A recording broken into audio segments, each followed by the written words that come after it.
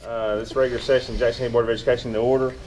And as our custom, we're going to take the first bit of our meeting to silently reflect or pray about the things that are going on. And obviously, COVID has been a big thing, and we've had a lot of people who have worked hard. We've had some people who have been sick, and a lot of people who are scared. So be thinking about our county and our students and each of our employees that are in there who are doing their very, very best to meet the needs of students and everything else that's going on. So if you'll bow with me for a moment of reflection and prayer, please.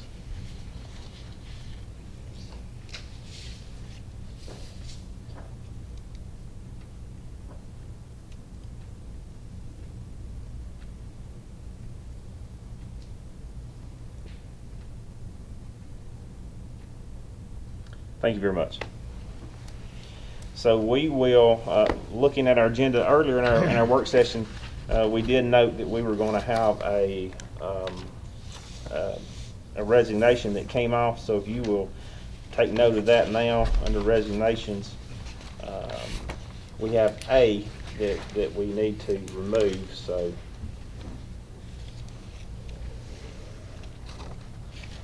that one has been rescinded, and so we have the agenda that we need to vote on to approve this agenda that has been amended. So do we have a motion to approve the agenda with the removal of A under resignations?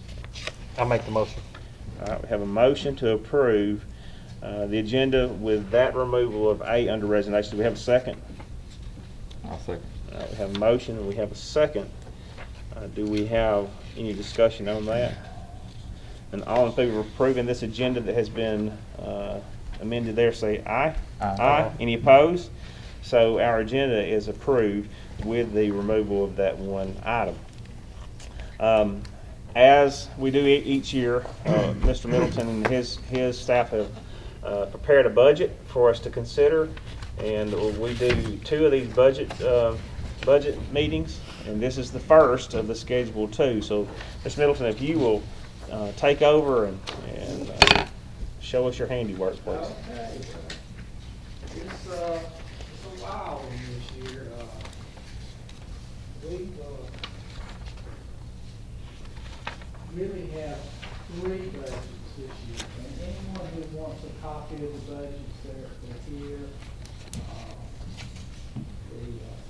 Probably got 20 copies, so there's probably 20 for everybody that's in the room, but it's really just the normal budget, and I'm going to go over that very briefly because it's really pretty standard. What we try to do here is we try to spend a little bit less than we take in. We've done that all 4 years that I've been here. We've been able to accumulate between $500,000 and $1 million in each general fund and the capital fund, to where we have approximately $6 million in both now. $6 million in the general fund, $6 million in the capital fund. And now, so we built that over the years, and it would do me, I would love it for us just to sit on this type of funds and not really ever spend it. It makes me very comfortable, it makes me very happy to see the bank balances and be able to reconcile them, and it's very nice. But that is not going to be the case this next year, because we're going to step out and we're going to be doing things this year. Instead of building that cash, we're going to be actually spending down some of the cash. Now, on top of that, has been all the coronavirus crisis, where we have all these needs that we haven't had before, but we have all these funds. So you know, I'm showing you here, this is what was brought down out of the sky for coronavirus funding. We have 4 pots of money.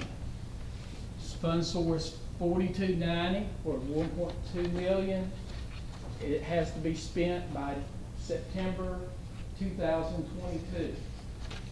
We have 291 fund source, which is the governor's money called GEAR, 322,000 that we're going to be spending on learning gaps and also on after-school programs. So it's pretty restricted.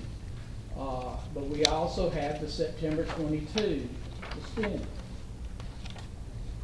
We have funded source 4293, where we have for our health needs to open up our schools. We have 464,000 almost in that. That has to be spent by December 15th of this year. So this is a very fast turnaround that we're going to have to do here. Now we are spending. Pam is doing a great job of spending. So we have got thermometers, we're getting it in. But I don't even know if Pam can spend all that. But we've got to December 15th to spend it. Now, it may be that's a threat and the governor will extend it, but that's what we're under now.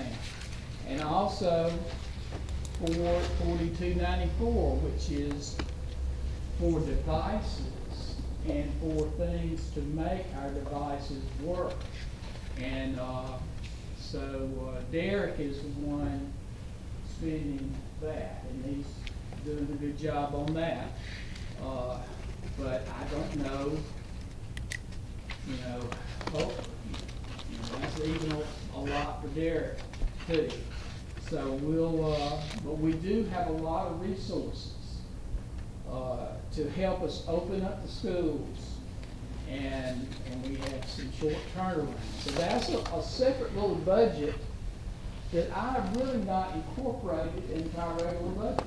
Normally all I'm talking about is this, but it's going to cause confusion because we're doing it in 2 fiscal years. We're spending it now, and we are be spending it in 2021 fiscal year and 2022. So I'm not even including any of this in this to prevent confusion on where we can't tell where we're at in our normal school year. I'm trying to keep this clean to what we normally spend. This is like a little separate budget, but we're working hard on that.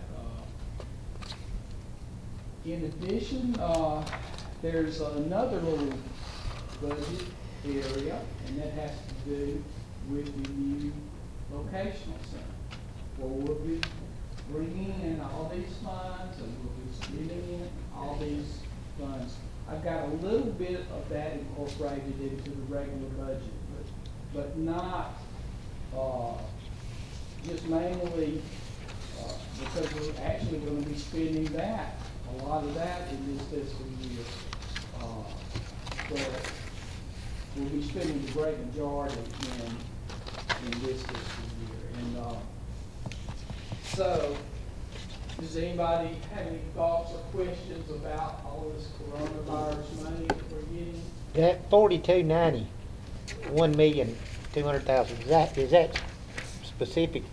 Made We specific? submitted a budget, and we submitted a budget, a big laundry list, and it came out. We pretty much put all of our needs, but we also made it general where we could get the floating nurses and the additional substitutes. So we made it very broad and have a list of like 20 or 30 items. Then, once we were kind of under the impression that was the main money, and that was really all we were gonna get. And we have all the way to September 2022 to spend that. So that become, when they announce the other two pots of money that have to be spent by December, we're kind of putting that to the side now.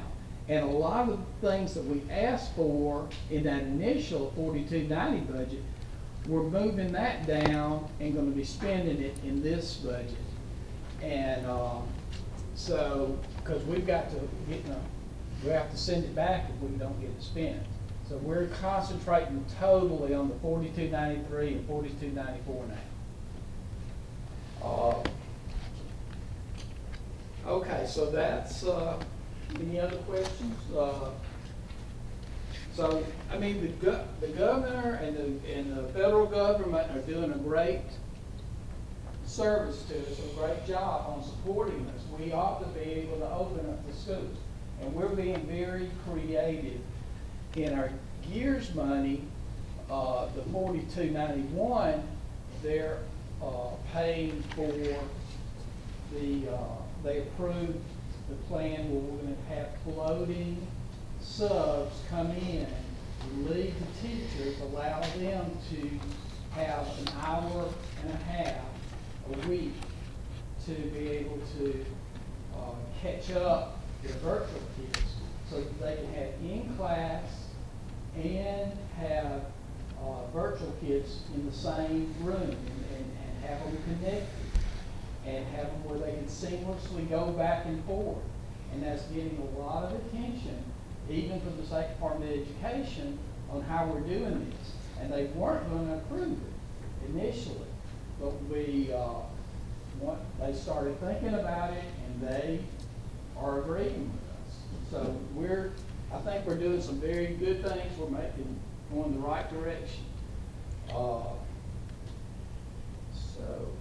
I guess the question there, if you don't use that 1 million, and say COVID-19 goes away and they get a vaccine for it and you don't use it, you have to give that back to them, or can you put that in the general They budget? haven't sent anything. You know, we have to spend it and And then we get reimbursed for it. Okay, gotcha. So, the thing is, hopefully, you know, they got that 4292 that they don't have anything funded in it. I'm thinking that unused money is gonna be piled into that, and we'll be able to spend it out of that if we can't use it for any of these, because like if COVID goes away. Yeah. I mean, that's just my speculation, but we do have that little mystery fund that I don't know what they're gonna do. And it might be another set of money coming down. So, anyway, it's a lot. It is definitely the Wild West with our funding now, because there's so much going on, so many pieces, and then we're jumping into this building project. But it's going to be, you're going to be, like this, you're going to be very impressed when you see those renderings. That thing's going to be something to behold, and it's going to really benefit all the students here.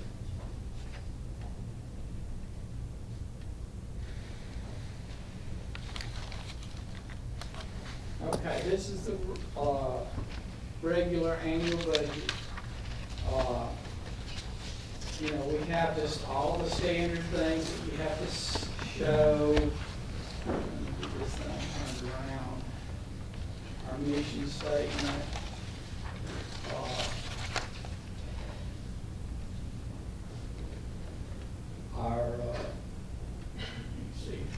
Our projected enrollment, which we are down, but we're not down as much as some other systems.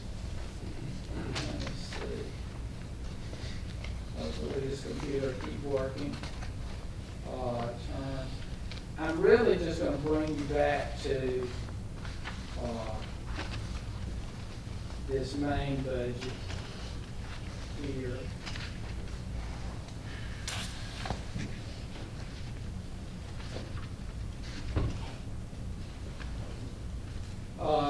This is the main budget. What and, page is that? What page is that? I know this small, 17. let me see if I can get this a little bigger.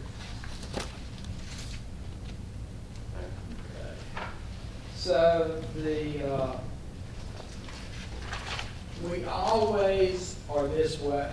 You know, it shows the general fund, which is the far left column, which is the most important column, and that's our main funding. I'm showing that we're going to spend $439,000 more than we take in. That is like it is every year, but we actually go the other way. We always will go the other way. We're going to take in probably about that much more than we spend. But we have to budget in a kind of a worst case scenario. We always have to be conservative, showing the lowest amount of revenues that we can imagine, and showing the most amount of expenditures that we're going to face. So we're always this way, and show it kind of in a negative light. But we're actually, I feel like we're going to continue to grow the general fund. Now, one fund we're not going to grow, and that is the capital fund, which is the fourth column. And I'm showing that our funds, I anticipate going down $2 million, almost, well, $1.75 million. And that's because we're going to be starting in earnest spending on the new vocational center, as well as normal roofing projects and things that we're going to be doing. So we're going to be kind of hitting our capital funds hard, and we're going to be taking those down. But we're going to be getting funding for this capital project, and I'm going to show you where we're to see where we're going to get the funding for this capital project. We have to go all the way to the end of the budget. I just put it in one of the last slides, and then put that down.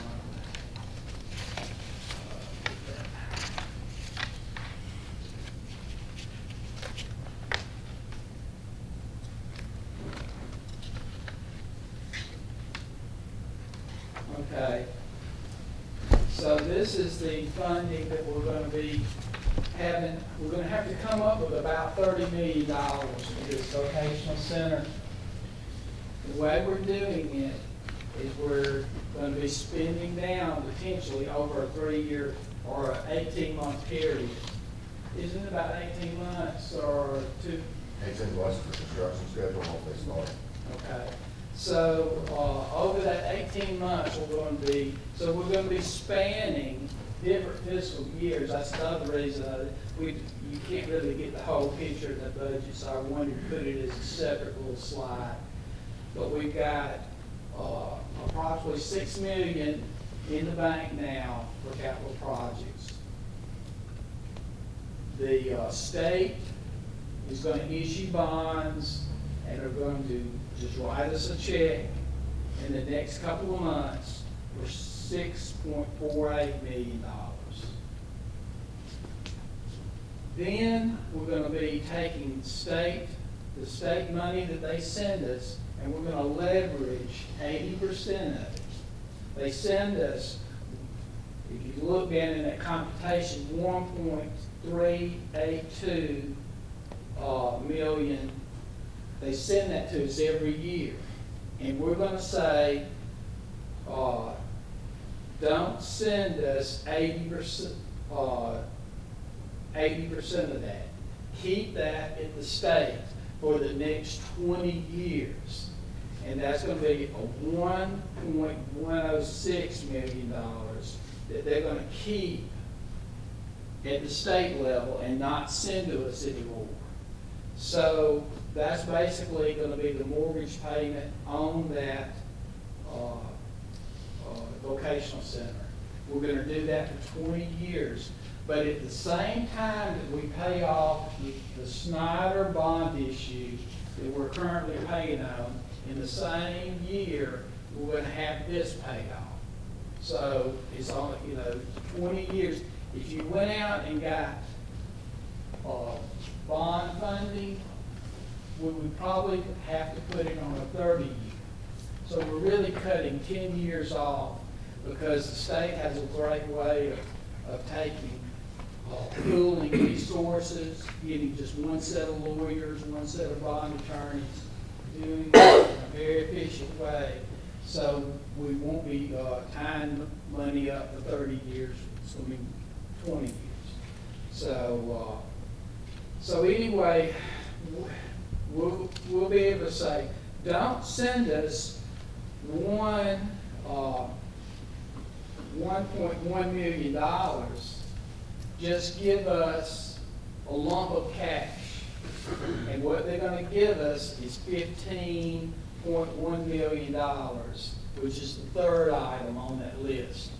So we're getting that $1,106,000 every year. They'll give us a check or give us a line of credit that we can write checks out to the construction firms for $15 million. And then that leaves us about $2 million short that we're going to have to come up with, and there's a variety of ways that we can cover that. The state has given us capital grants over the past 2 years of $1.2 million. Hopefully they'll continue that. If that doesn't come through, we've got a $5 million line of credit from the bank. But we don't really want to use that for long-term funding. We'll also continue to get sales tax revenues, especially when Google starts rolling their concrete trucks again. Our sales tax is going to jump up again, which has come down lately. And that'll be, hopefully we'll be, going like gangbusters where we'll be accumulating funds. So I don't think there'll be any trouble. I mean, worst case scenario would be number 2, where you actually have to take $2 million out of the general fund, which is built up to $6 million. I expect it to be at $7 million at the end of this fiscal year. So, that's another worst case scenario, that you could actually just take it out of general fund. But we don't want to do that if at all possible. So that's what we're doing with our funding, our vocational project. Does anybody have a question on that?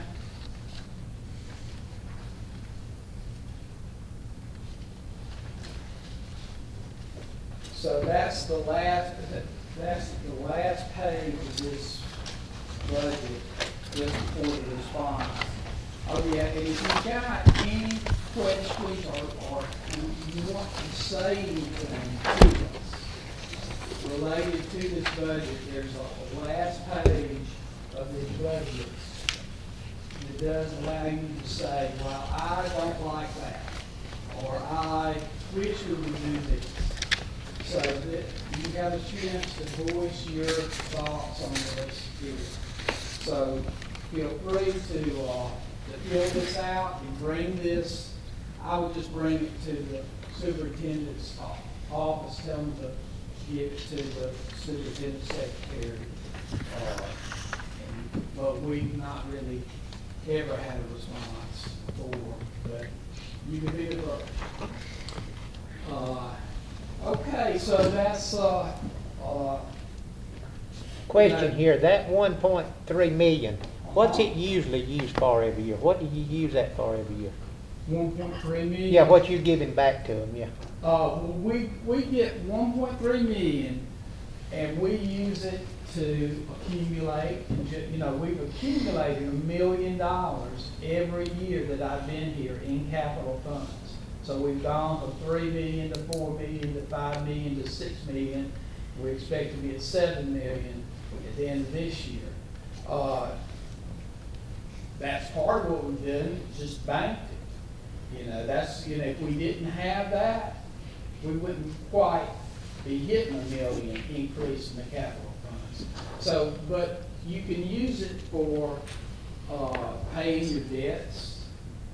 you can do it for, you can use it for roofing, but we've been getting about 3.5 million or so in capital sales tax, and we've just been able to add that to it, so it's more like $4.5 million that we get in capital funds. We've been doing roofs, we do our mortgage payment to Snyder, which is about $1 million a year.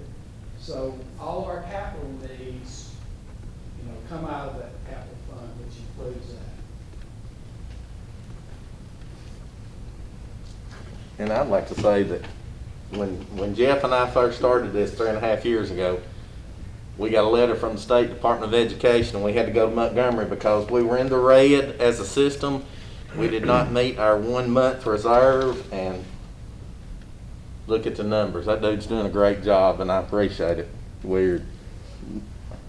We went from being in the red 3.5 years ago to we're fixing to build a $30 million facility, Jeff. Good job. So that's, I guess that's the end of the presentation. And I know we really get hit on a lot of the normal part of our budget because of these other different areas that I thought needed some explanation. But if you've got any questions about the regular budget, feel free to ask us. And I'll just turn it over. All right. Thank you. Thank you, Jeff. We Thank you, Jeff. appreciate it. Mr. Middleton has always been really good about answering questions when we have those, and we appreciate that. He doesn't ever hardly give you the Cliff Notes versions on some of that. Sometimes it's a long version. Sometimes I have to ask him again what he said, but he's right. He's right on it, and that's why we hired him, because we knew that he was going to be good. So, Jeff, we appreciate you. The first item under general business is to consider a motion for corrections, additions, or deletions to the August the 3rd, 2020 board meeting minutes. I'll make the motion. Make a motion to approve those. Mr. Matthews does. Is there a second? I'll second that. Any discussions on those minutes? All in favor of approving those August the 3rd, 2020 board meeting minutes, say aye. Aye. Any opposed? And those minutes are now approved. Under item B, to consider a motion to approve the confidential settlement agreement with United Propane Gas Incorporated and Tri-State Propane Gas Incorporated related to the litigation pending in the Alabama Court of Civil Appeals, and to authorize the superintendent to execute an agreement on behalf of the board. Do we have a motion to approve this? I'll make a motion. We have a motion. Second. We have a second. Is there any discussion? All in favor of approving this item, say aye. Aye. Any opposed? That item is approved. C, consider a motion to approve the deletion of the fixed assets supplemental inventory, and these were emailed to us throughout the month. So we had several. Most of them, I think, came from the tech school. We have a motion to approve these deleted assets. I'll make that motion. Is there a second? Second. We have a second. Is there any discussion? Hearing no discussion, we'll vote. All in favor of approving those, say aye. Aye. Any opposed? So those are approved and now we deleted. Under D, consider a motion to approve the bid to Lambert Contracting LLC for site prep package for the Jackson County Innovation Center in the amount of $2,154,160. I'll make the motion. We have a motion. Is there a second? I'll second. We have a motion. We have a second. Is there any discussion? I think we had plenty of explanation on that. We appreciate that. All in favor of approving this bid, say aye. Aye. Any opposed? And that bid is approved. Under E, we have our capital plan. This is something that we'll table, so we got that, so you can be taking a look at that. I think at our next board meeting, we'll move to approve that capital plan. Then we have the 2020-2021 salary schedules. Those are also in there for you to be looking at. Those items, I think there were no pay raises. And any adjustments at all, Janet, that we need to be aware of on that? The maintenance salary schedule was changed. In the past, there was 2 maintenance salary schedules. So the people that were hired last in the maintenance department made less than the people that were hired first. So we changed it to, you do the same job, you make the same money. Okay. All right. Thank you. So be aware of that. Item G, we have a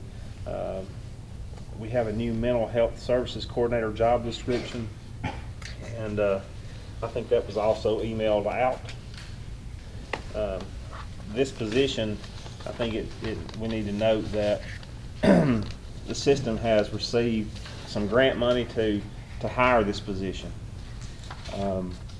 Typically, a new job description would have to lay on the table until our next board meeting before we could actually vote on it. But I think there's a need to hire this position before our looming deadline to spend the money. Is that correct, Mr. Dukes? That's correct. Okay. So normally where this would lay, we need to consider approving this job description. So if you haven't done so, please look at that job description and then we'll discuss what our options are to approve that.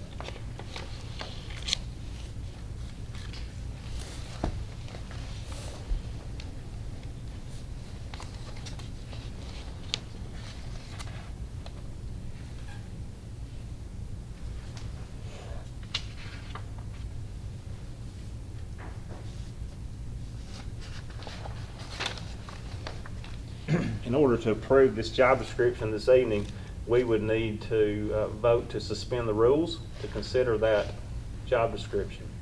Once if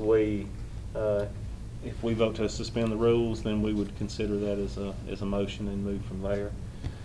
So I would like to make a motion to suspend the rules so that we can consider this item. Do we have a second? I'll second that. All right, so we have a motion to suspend the rules. We have a second. Any discussion on suspending the rules? So let's vote to suspend the rules so that we can consider this. All in favor of suspending the rules so that we can consider the mental health services coordinator position, say aye. Aye. Any opposed? So the rules have been suspended. Mr. Porter, we would like to consider a motion now to approve the mental health services coordinator's job description. I'll make that motion. Is there a second? Second. We have a second to approve this job description. Is there any discussion? Hearing no discussion, we will vote to approve. All in favor of approving this job description, say aye. Aye. Any opposed? So the job description is now approved and it can be posted. Okay. Under personnel, we have the leaves. If it's okay with everybody on the board, I'd like to take these leaves, A through D, in one motion. Is that okay? Mr. West? Yeah. Mr. Matthews? We're Yes. good with that? So look through those. We have Beth Cooper, Jennifer Roberts, Jamie Johnson, and Patricia Gann. Those are A through D, and you can see their respective leave times. Do we have a motion to approve these leaves? I'll make the motion. Making a motion to approve leaves A through D. Mr. Matthews, is there a second? I'll second. We have a second. Is there any discussion? We're going to vote now to approve those leaves A through D. All in favor say aye. Aye. Any opposed? So those leaves A through D are now approved. Under resignations, we had amended our agenda to remove A, Amy Crump. That is no longer on this motion, but we do have a motion to accept the resignation of Roxanne Milligan and about call her Chisnall and Janet May, 2 nurses. So we'll take these together. Is that good still? Yeah. Okay, we're going to take those together. So now we entertain a motion to accept those 2 resignations. I'll make the motion. We have a motion. Is there a second? I'll second that. Is there any discussion? And we'll move to vote to accept resignations B and C. All in favor say aye. Aye. Any opposed? And those resignations have been approved. Under transfers, can we take these as a group, or does anybody want to bust something out? We have A through O. A through O. You good with taking them all? Okay, good with taking them all? You Yeah. good with taking them all? Dr. Guess, are you good with taking them all? Yes. Okay.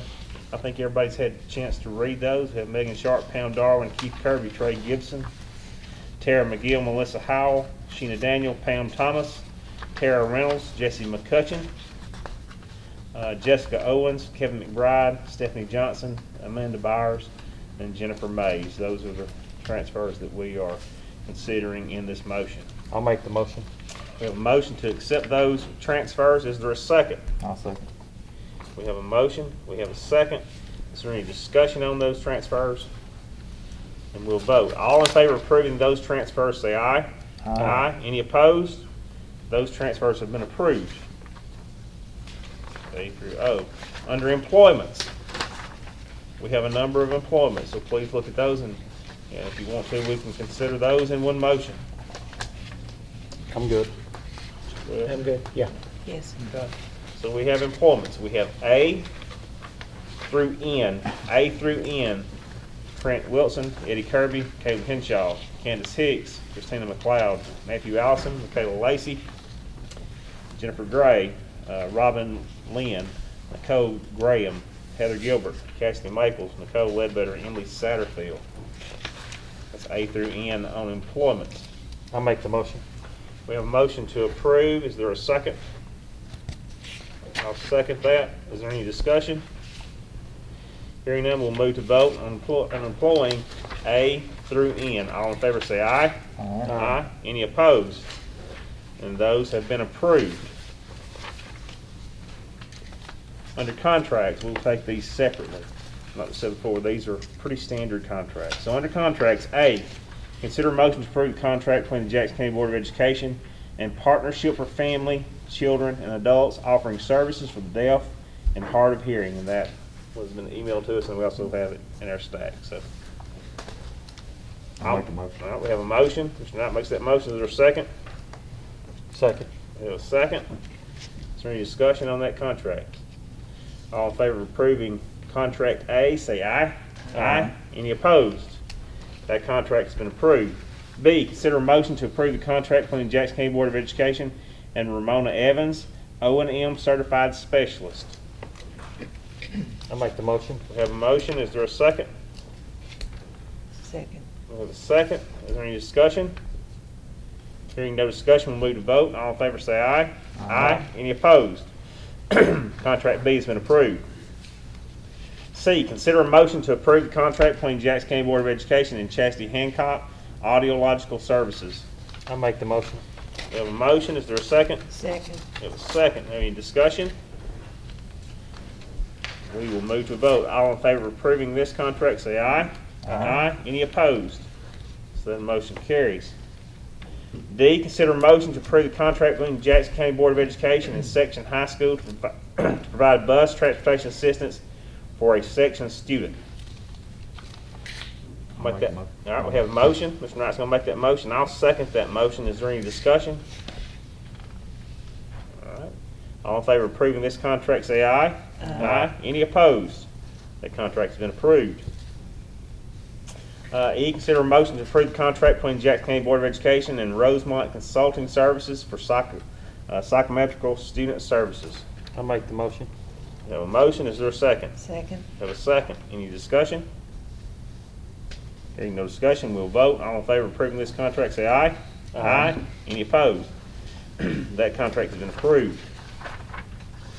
Under coaching, we have 1, 2, 3, 4, 5, 6. We have 6 different items. So please look at those. If we can take those as a group, we'll take them as a group. Yes. I'm good. Okay. Yes. Everybody's good? Yes, Everybody's yeah. good?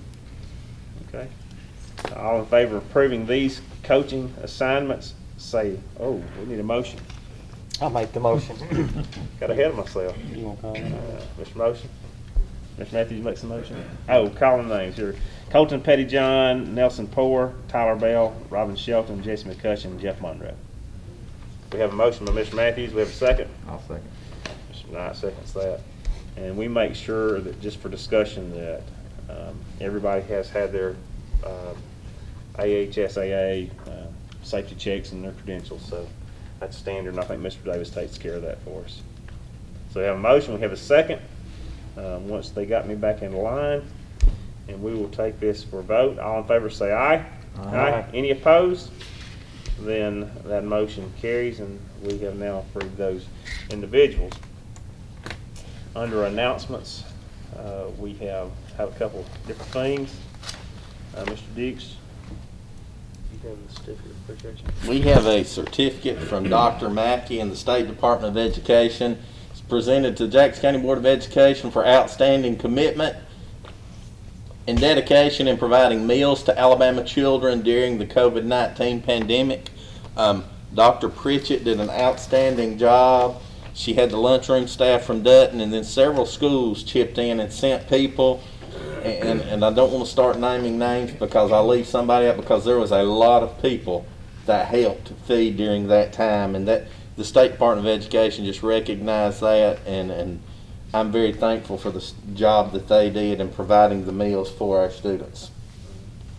It was a big help to a lot of students. I think those meals went to, I think what was served out of Dutton went all the way All across over the Snowy county. Mountain. Went all over the county. I mean, they were They came taking, to Bridgeport, too. I think they were taking some down in the valley also. A lot of meals went out, so that was good. Ms. Donna West is with JCEA, and she is going to address the board. And it's our procedure when we have guests who address, we give them 3 minutes. This is not a question and answer session. It's not a debate. This is time for her to share. And so, Ms. West, when you get started, we'll start your timer, and you have 3 minutes.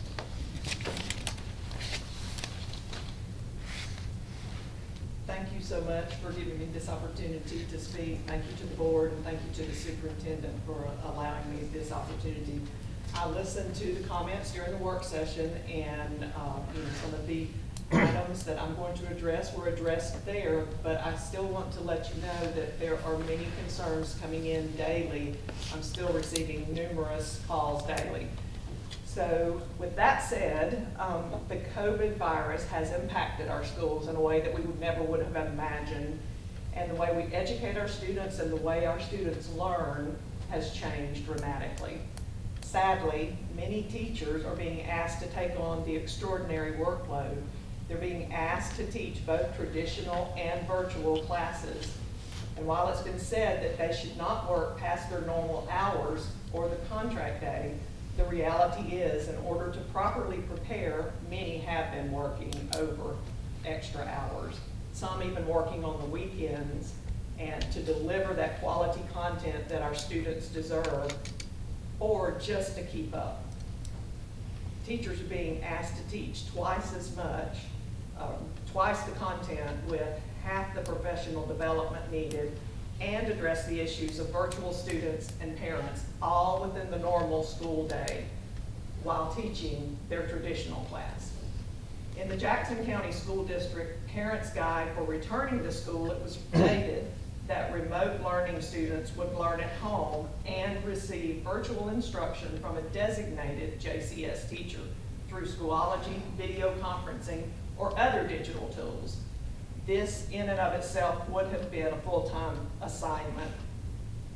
However, that has not been the reality. Teachers have been assigned a class roster of both traditional and remote learners with no discrepancies in duties. The rationale is so that we are equitable as possible and prepared in the case of another remote learning scenario. This is neither fair nor equitable to all parties. Instructional time is being lost when teachers are bogged down with the software issues of virtual learners and the requirements of teaching in a traditional setting. We know consistent, high-quality instruction is necessary to student learning, achievement, and development. It's a daunting task under normal circumstances. AEA believes that educators should not be directed, required, or requested to teach traditional and virtual or remote classes. Please consider the necessity of having designated virtual classrooms, separate teachers for traditional classes, separate teachers for virtual classes. Or at the very least, please consider a virtual e-learning day weekly where students are learning virtually and employees are given the opportunity to properly prepare for the next week. It was mentioned that there were subs that were being provided, but it is also a fact that those subs in many cases are being pulled to fill in a classroom because subs can't be found for teachers that are out. The second biggest concern is leave. I realize that was addressed as well. But through no fault of their own, employees have been exposed to someone systematic at work through no fault of their own, and they've been quarantined. This could happen multiple times, especially in overcrowded classrooms where the 6-foot rule is not physically possible. I ask that you would take the bold step that many of our districts around the state have taken in providing sick leave or leave for personnel so that they do not have to burn their own sick days, because some of them just do not have the sick days available. I appreciate your time and your attention. Thank you very much. Thank you, Ms. West. Thank you. Appreciate it. Thank you. Okay, we need to look at our next meeting, Mr.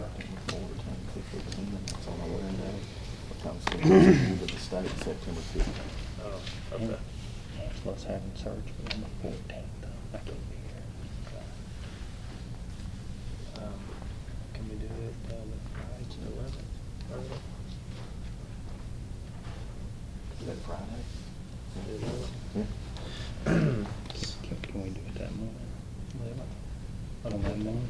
On the 11th? Oh, is it Friday? If it's Friday, then it may be 11 because we have ball games. Yeah. Friday, the 11th? So we've, Friday on the 11th. we have to get our second Friday morning. budget hearing in. the morning? Y'all bringing breakfast again? I will. Janice, 6 o'clock in the morning. does that give these jobs enough time to be posted? Yeah, because they're only gonna be posted 7 days. The only job that I have is Is the what?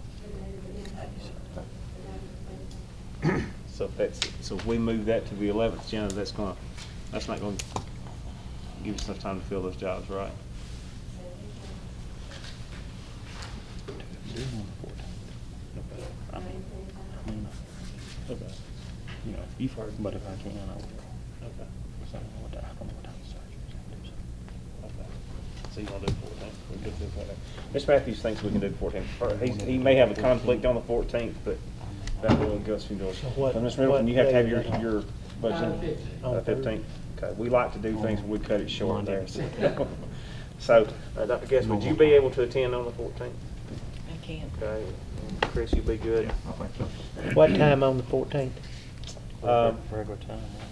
Yeah, I think we need to do 5 o'clock, and then look again at a work session, because we got some things to follow up on. And then we will have a board meeting that will immediately follow our work session, so that will be on September the 14th. It's on a Monday. That's a Monday. Okay, September the 14th. Monday, work session will begin at 5, board meeting will follow that. Does anybody have anything to share? Good. All right. Let's be remembering our friends in the path of hurricane and that foul weather. COVID wasn't enough. They've got something else to deal with, so be thinking about them. If there's nothing else, then we will entertain a motion to adjourn this meeting. I make the motion. A motion to adjourn, is there a second? I'll second. There was a motion, second, discussion about adjourning. We never do. All in favor of adjourning, say aye. Aye. Any opposed? And we are now adjourned. Thank you for attending.